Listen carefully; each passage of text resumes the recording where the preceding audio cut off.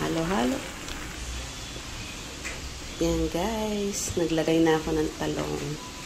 Sinahog ko na yung talong. Yan, paluto na siya. Pag lumambot na yung talong, luto na and ready to serve. Sarap yan.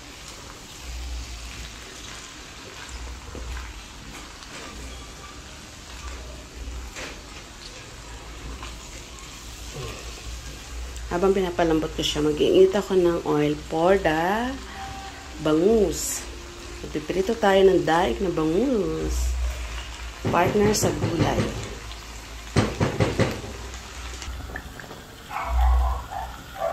Yan na guys. Magpipirito na ako ng isda, daing na bangus.